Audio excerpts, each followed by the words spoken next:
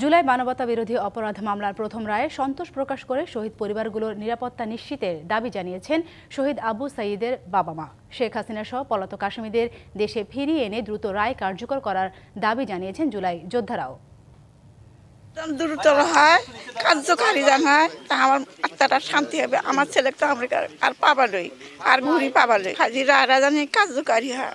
খুশি এখন শুনি অবশ্যই আমি খুশি হয়েছি, কিন্তু আরও যারা শহীদ হয়েছে তাদেরও যেন খুশি হয়।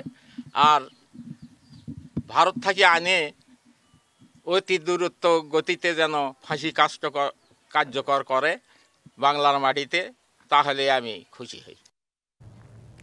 জুলাই গণ অভ্যুত্থানে মানবতা বিরোধী অপরাধে মামলার রায় নিয়ে আবু সাঈদের পরিবারের প্রতিক্রিয়া জানাতে রংপুর থেকে যোগ দিচ্ছেন সহকর্মী মাজেদ মাসুদ। সরাসরি যুক্ত হচ্ছি তার সাথে।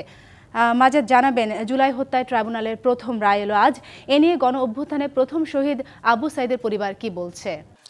সাথী, আসলে রায় ঘোষণার অনেক আগে থেকেই যখন রায়টি পড়ছিল তখন থেকে কিন্তু আমরা দেখছিলাম আবু সাঈদের বাবা মা অল্প শিক্ষিত হলেও তারা গণমাধ্যমের বদৌলতে এই রায় খুব নিবিড়ভাবে শুনছিলেন এবং মনোযোগ দিয়ে শুনছিলেন।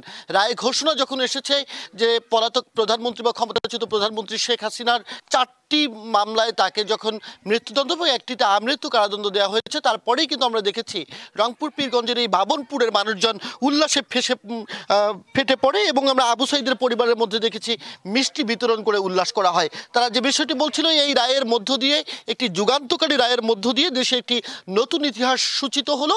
আর কোনো সরকার কখনো স্বৈরাচারী মনোভাব নিয়ে গণতন্ত্রকে হত্যা করবার জন্য পুনরুজ্জীবিত হবে না। একই সাথে এই রায়ের মধ্য দিয়ে যারা জুলাই আন্দোলনের শহীদ হয়েছে সেই সমস্ত শহীদের আত্মা যেমন শান্তি পেল এবং শহীদ পরিবারগুলোর মধ্যেও একরকম স্বস্তি ফিরেছে বলেই কিন্তু আবু সাঈদের পরিবার থেকে জানানো হয়েছে। আমরা একটু সরাসরি প্রতিক্রিয়া শুনতে চাই শহীদ আবু সাঈদের বাবা মকবুল হোসেন যিনি আছেন। একটু আপনার কাছে জানতে চাই, আজকের এই রায়ে আপনি কি মনে করেন এবং সরকারের কাছে কি দাবি রয়েছে আপনার? মনে করি যে খালি ফাঁসির হুকুম হলে তো হবে না, বিদেশ থেকে নিয়ে এসে তাকে অতি দূরত্ব ফাঁসি কার্যক্রম করা হোক, এটা আমার দাবি সরকারের কাছে। রায় আসলে কতটা ন্যায় বিচার নিশ্চিত হলো এবং রায়টাকে কিভাবে দেখেন? রায় যা হচ্ছে এখন যেটা হচ্ছে উচিত মতেই রায় হচ্ছে, কিন্তু এই ফাঁসি কার্যক্রম না হওয়া পর্যন্ত আমি সন্তুষ্ট নই। সাথে আমরা শুনছিলাম আবু সাঈদের বাবা, তিনি বলছিলেন যে এখন আসামিদেরকে দ্রুত সময়ের মধ্যে দেশে এনে বিচার কার্যকর করতে হবে। একটু আপনার কাছে জানতে চাই, আবু সাঈদ হত্যা মামলার আসামি আপনি, ট্রাইব্যুনালের এবং জুলাই আন্দোলনের প্রথম রায় হলো, এই রায়কে আপনি কিভাবে দেখেন এবং কোনো রকম দাবি সরকারের কাছে আছে কিনা? আমি শহীদ আবু সাঈদের বড় ভাই মোহাম্মদ রমজান আলী। আমি আবু সাঈদ হত্যা মামলার বাদী। আজকে যে আন্তর্জাতিক অপরাধ ট্রাইব্যুনালে যে মামলার রায় হইল, সে রায়ে আমরা খুশি, কিন্তু আমাদের দাবি হচ্ছে যে এই মামলার রায় হতে 17 মাস সময় লেগেছে, কিন্তু ফাঁসির কার্যক্রম হতে আর যেন কোনো প্রকার তালবাহানা যেন না হয়। অতি দ্রুত এই যে আমাদের যে মামলার যে রায়, এই রায়ের কার্যক্রম করতে হবে অতি দ্রুত। আর বিভিন্ন জায়গায় যে আওয়ামী লীগের দোসরা যে নাশকতা করতেছে, তাতে শহীদ পরিবারগুলো একটু আতঙ্কে আছে। আমরা চাই যে শহীদ পরিবারগুলো যেন নিরাপত্তা যেন পায় রাষ্ট্রের কাছে। এই যে আমরা দেখলাম একটি যুগান্তকারী রায় হলো, এই রায়ের মধ্য দিয়ে যেমন উল্লাস আছে, পাশাপাশি আমরা শঙ্কাও দেখেছি। শঙ্কাটা আসলে কিসের, আতঙ্কটা কিসের? আতঙ্কটা যে দেখা গেছে নানান জায়গায় আওয়ামী লীগের যে দোসররা আছে, যারা আছে বাংলাদেশে, তারা অনেক জায়গায় ককটেল মারতেছে, গ্যাস বোম মারতেছে, গাড়িতে আগুন দিচ্ছে। এবং আজকে যে রায় হলো, এই রায়কে কেন্দ্র করে তারা হয়তো আরও ক্ষিপ্ত হয়ে উঠতে পারে। সেই জায়গা থেকে আমরা চাচ্ছি একটু নিরাপত্তার দরকার। আইন শৃঙ্খলা বাহিনী তো তৎপর রয়েছে, তাদের এই তৎপরতা নিয়ে কি কোনো প্রশ্ন আছে আপনাদের? আমাদের হলো চাওয়া যে বর্তমানে যে শহীদ পরিবারগুলো আছে, যেই থানার আওতায় আছে, এই থানা যেন এই শহীদ পরিবারগুলোর যে কোনো সময় যেন নিরাপত্তা নিশ্চিত করে। অনেক ধন্যবাদ। একটু জুলাই যোদ্ধার সাথে কথা বলতে চাই।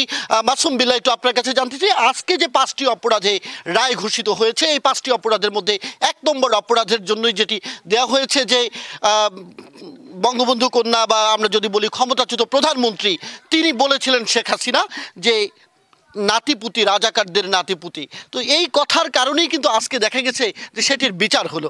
জুলাই যোদ্ধা হিসাবে, জুলাই আন্দোলনের সক্রিয় যোদ্ধা হিসাবে আপনি কি মনে করেন? জি, আসলেই আমরা সে ক্ষমতায় আসার পরেই দেখা গেছে যে তার দাম্ভিকতাটা আমরা দেখেছি। সবসময় সে দম্ভ করে বলতো যে এই দেশটা তার বাবার দেশ, এই দেশটা তাদের দেশ। আমরা মনে হচ্ছিল যে এখানে রিফিউজি হিসেবে ছিলাম। এবং সর্বশেষ যখন জুলাই আন্দোলনটা চলে, কোটা সংস্কার আন্দোলন, তখনও তার আমরা দম্ভটা দেখেছি। সেখানেও সে দম্ভ করে বলেছিল যে এই দেশটা কি মানে রাজাকারের নাতিপুতিদের কিনা। তো আসলে সেই জায়গা থেকে ছাত্র জনতা তখন কিন্তু নিজেদের অপমান বোধ করে এবং তারা তাৎক্ষণিক কিন্তু প্রতিক্রিয়া জানায়। এবং পরবর্তীতে আমরা একটা জিনিস দেখেছি, সে তার ক্ষমতাটাকে দীর্ঘায়িত করার জন্য এই যে নিরপরাধ শহীদ আবু সাঈদ, যে বেগম রোকেয়া বিশ্ববিদ্যালয়ের মেধাবী শিক্ষার্থী, তাকে কিন্তু কোনো প্রকারের কারণ ছাড়াই একবারেই পুলিশ তাকে নির্মমভাবে গুলি করে হত্যা করে। শুধু আবু সাঈদ না, আবু সাঈদের মতো এরকম আরও 2000 ছাত্র জনতাকে খুন করে এবং 30,000-এর মতো ছাত্র জনতাকে আহত করে। তো আসলে আমরা আজকের এই রায়ে অনেক খুশি এবং সন্তুষ্ট। তবে আমরা এই খুশিটা আমাদের তখনই সফলতা পাবে যখন এই রায়টা কার্যকর হবে। তো আমাদের পক্ষ থেকে যেটা দাবি সেটা হচ্ছে যত দ্রুত সম্ভব শেখ হাসিনাকে দেশের বাহির থেকে দেশে নিয়ে এসে এই রায়টা কার্যকর করতে হবে। অনেক ধন্যবাদ। আমরা একটু আরেকজনের সাথে কথা বলতে চাই, এটা আপনার কাছে জানতে চাই। শেখ হাসিনা তো এখন দেশের বাইরে রয়েছে, সেক্ষেত্রে তাকে ফিরিয়ে নিয়ে আসার জন্য কতটা সহজ হবে বলে মনে করেন, খুব সংক্ষেপে যদি বলেন? আসলে একজন খুনিকে যখন ফাঁসির রায় দেওয়া হয় তখন যদি সে পলাতক হয়ে থাকে তাহলে অবশ্যই আমাদের রাষ্ট্রের যে কূটনৈতিক যে তৎপরতা, এইটা হচ্ছে প্রতিবেশী দেশের সাথে যখন সম্পর্কটা আমাদের ভালো হবে। আর এটাও আশা করছি যেহেতু এটা বাড়িয়ে তাকে ফিরিয়ে আনতে হবে। অনেক ধন্যবাদ। সাথে আমরা আসলে শুনছিলাম যে তারা শেখ হাসিনা যেমন নিজেকে বঙ্গবন্ধু কন্যা বলে যেভাবে দাম্ভিকতা দেখিয়েছিল এবং একই সাথে যারা ন্যায় এবং যৌক্তিক ন্যায্যতার আন্দোলন করতেছিল তাদেরকে রাজাকারের নাতিপুতি বলা হয়েছিল, সেই সমস্ত ঘটনা আজকে এই যুগান্তকারী একটি রায়ের মধ্য দিয়ে এটি যেমন নিশ্চিত হয়েছে, পাশাপাশি তাকে দেশে ফিরিয়ে এনে অনতি বিলম্বে তার এই রায় কার্যকর করার দাবি জানাচ্ছে পীরগঞ্জের বাবনপুরের মানুষ। এবং একই সাথে যে নিরাপত্তার শঙ্কার কথা বলছে, সেই নিরাপত্তা যেন সরকার নিশ্চিত করে, সেজন্য কিন্তু আবু সাঈদের পরিবার পরিজন তারা দাবি তুলেছেন। তো এখন পর্যন্ত এই ছিল আমার কাছে খবরাখবর। সাথী, অসংখ্য ধন্যবাদ আপনাকে। দর্শক, এই পর্যায়ে জুলাই গণ অভ্যুত্থানে মানবতা বিরোধী অপরাধ মামলায় জনগণের প্রতিক্রিয়া জানাতে চট্টগ্রাম থেকে আমাদের সাথে যুক্ত হচ্ছেন সহকর্মী মুজিবুল হক। মুজিব, জানাবেন এই যে মানবতা বিরোধী অপরাধের মামলার রায় নিয়ে সাধারণ মানুষ কি বলছে?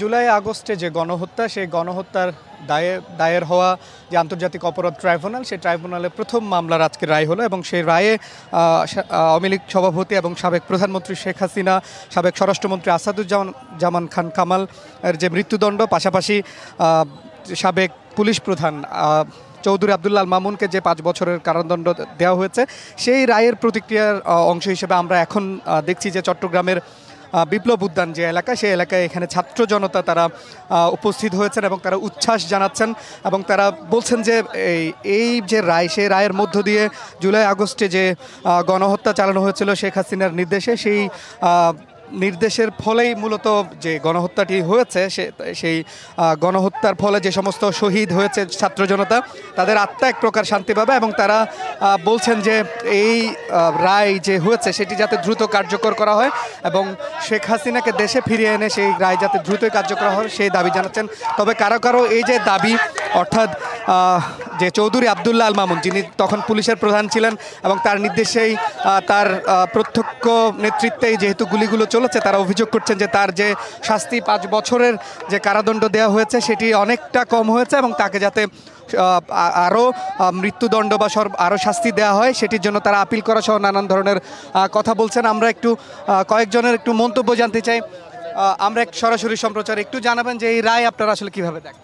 আমরা আসলে প্রাথমিকভাবে সন্তুষ্ট, কিন্তু সম্পূর্ণভাবে সন্তুষ্ট না। কারণ আমরা সেই দিনে আসলে সন্তুষ্ট হব যেদিন শেখ হাসিনার ফাঁসি আমরা কার্যকরভাবে বাংলাদেশে বাস্তবায়ন হতে দেখব। এবং বিশেষত আইজেফি মামুনের যে শাস্তিটা হয়েছে, আমরা সেটাতে মোটেও সন্তুষ্ট না। তিনি রাজসাক্ষী দিয়েছেন বলে যে তার শাস্তি কমে যেতে পারে না এবং আমরা চাই যে এটা পুনরায় আপিল করা হোক, আপিল করে যাতে তার সর্বোচ্চ শাস্তি নিশ্চিত করা হয় সেটা। এবং সেই সাথে যারা জেলের মধ্যে বর্তমানে বিদ্যমান আছে, যে পলক থেকে শুরু করে আরও যারা, তাদের মামলার রায়গুলো যাতে দ্রুত হয় এবং বাস্তবায়ন হয় সেটা আমরা দেখতে চাই। এবং আমরা প্রফেসর ইউনূসের উপর ভরসা রাখি, তিনি বিদেশ থেকে শেখ হাসিনাকে ফিরিয়ে আনবেন এবং এই ফাঁসি কার্যকরভাবে বাস্তবায়ন করবেন, আমরা এটা আশা রাখি। ধন্যবাদ। সাথী শুনছিলেন যে আমরা কথা বলছিলাম, এখানে যারা উপস্থিত হয়েছেন তারা বলছেন যে যে রায়টি হয়েছে সেটি যাতে দ্রুতই বাস্তবায়ন করা হয়, পাশাপাশি অন্যান্য যে মানবতা বিরোধী অপরাধে দায়ের হওয়া যে মামলাগুলো রয়েছে, দায়ের হয়েছে আন্তর্জাতিক অপরাধ ট্রাইব্যুনালে, সেগুলো রায়ও যাতে খুব দ্রুত কার্যকর হয় সেই দাবি কিন্তু তারা এখান থেকে জানাচ্ছেন। তো সব মিলিয়ে এই ছিল আমার কাছে চট্টগ্রাম থেকে খবরাখবর। মুজিব, অসংখ্য ধন্যবাদ আপনাকে। দর্শক, এই পর্যায়ে সিলেট থেকে আমাদের সাথে যুক্ত হচ্ছেন সহকর্মী তাওহিদুর রহমান শাহ। সরাসরি চলে যাচ্ছি তার কাছে। তাওহিদ, এই যে জুলাই গণ অভ্যুত্থানে মানবতা বিরোধী অপরাধের মামলা রায় নিয়ে এখান মানে সিলেটের মানুষ কি বলছে, তারা কি কোনো তাদের কোনো মতবিরোধ আছে কিনা এই রায় নিয়ে, কি দেখতে পাচ্ছেন আপনি?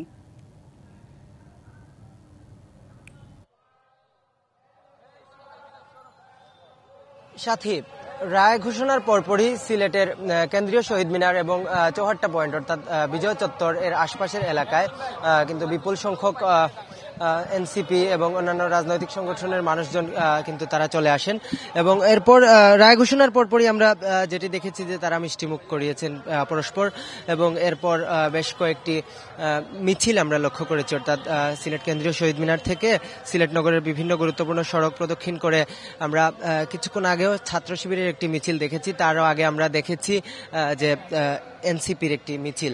এখন এই শহীদ মিনার প্রাঙ্গণে রয়েছেন যুব শক্তির কিছু, ছাত্র শক্তির কিছু নেতৃবৃন্দ। আমরা একটু তাদের প্রতিক্রিয়া একটু জানবো। আমাদের রায় ঘোষণার পরে প্রতিক্রিয়া হচ্ছে সবারই মতো, যে জানেন বাংলাদেশের ইতিহাসের সবচেয়ে বড় স্বৈরাচার ফ্যাসিবাদে কায়েম করেছিল বাংলাদেশে এবং টুঙ্গিপাড়ার ডাইনি নামে খ্যাত খুনি হাসিনা, তার আজকে মানবতা বিরোধী অপরাধের জন্য তার সর্বোচ্চ শাস্তি ফাঁসি রায় হয়েছে।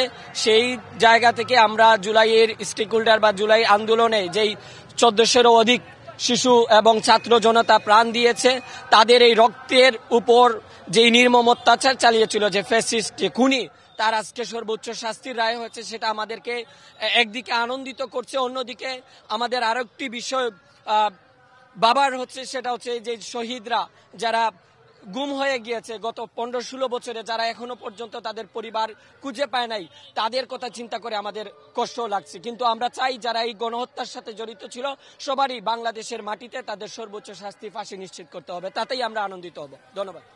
জি, শুনছিলাম আমরা যেটি দেখেছি যে তারা কিন্তু রায় ঘোষণার পর সিলেট থেকে নেতৃবৃন্দ যেটি ঘোষণা দিয়েছেন, যারা এখানে জড়ো হয়েছিলেন তারা যেটি বলছেন যে এই রায়ের ফলে তারা সন্তুষ্ট, তবে এই রায়টা যতক্ষণ না পর্যন্ত আসলে কার্যকর হচ্ছে ততক্ষণ আসলে তারা পুরোপুরি সন্তুষ্ট হতে পারছেন না। অর্থাৎ জুলাই আগস্ট গণ অভ্যুত্থানে যারা শহীদ হয়েছেন, যারা শহীদ পরিবার রয়েছে এবং তারা প্রত্যেকেরই একটি চাওয়া যে মানবতা বিরোধী অপরাধের যে গণহত্যার যে দায়ে যারাই অভিযুক্ত রয়েছেন প্রত্যেকেরই দ্রুত আসলে দেশে নিয়ে আসতে হবে এবং তাদের দৃষ্টান্তমূলক শাস্তি দিতে হবে।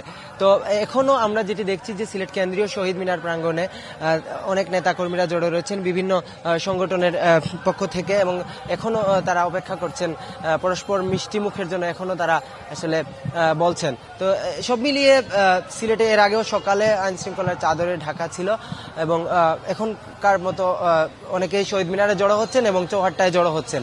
তো এই ছিল আমার কাছে রায় ঘোষণার পর সিলেটের সবশেষ। তাওহিদুর, আপনাকে অসংখ্য ধন্যবাদ আমাদের সাথে যুক্ত হওয়ার জন্য।